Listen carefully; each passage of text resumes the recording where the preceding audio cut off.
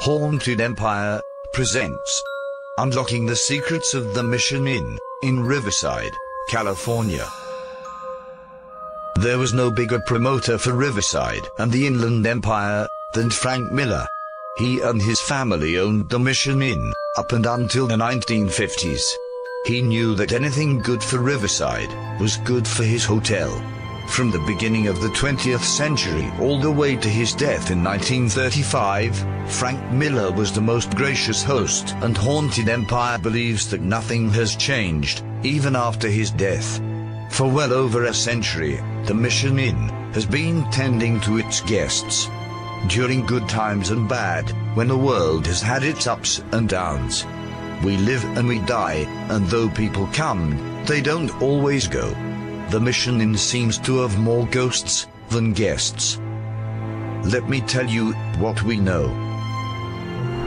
After checking into your room, may we suggest that you wander the halls of this historic hotel. But let us warn you that the people that pass you by may not always be alive. Just be aware that when you take a second look, they might vanish into thin air. The Mission Inn seems to be a very active place, where each night there is a game of hide and ghost seek. This incident has happened on more than one occasion, and the bell captains and desk clerks have told us about newlyweds checking out in the middle of the night, without explanation or prior notice.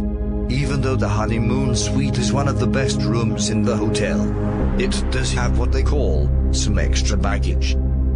A young couple told us there is a chair in their room that rocks back and forth on its own, and it won't stop. When they are ready for bed, the TV decides that it would turn on and off, over and over, without anyone touching the remote. Then they heard a knock at the door. They were hoping that it was housekeeping, here to correct the problems of the night. But before they could open the door, a woman lets herself in and starts inspecting the room, which was fine, they said, but the whole time she was ignoring their inquiries. Then, when it seems that she is done, she walks through one wall and into the other, leaving them in disbelief. Some have said that it was Aunt Alice, doing what she has done for years. But which Alice is it? Frank's sister or daughter? One guest even said that he was woken up by something he thought was talking to him. When his eyes focused, he was able to see, right above him, the ghost of a woman inches away from his face, acting like she was whispering in his ear. Seems as if one of the Alices has something to say at the old inn. It was time to go home for 3 Mission Inn employees. They decided to leave through a different section of the hotel that night. Walking and talking, they entered the music room at about 3 in the morning, and the piano began to play on its own. The room was empty and there was no one around. Then suddenly, a black shadow darted across the wall. Looking at each other in disbelief, the 3 friends shrugged it off to being tired.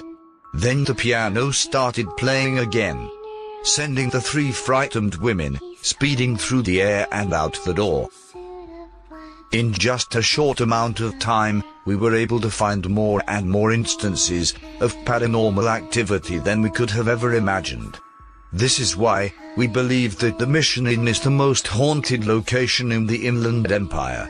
Make sure you look for the next episode in the coming weeks about the Mission Inn in Riverside, California.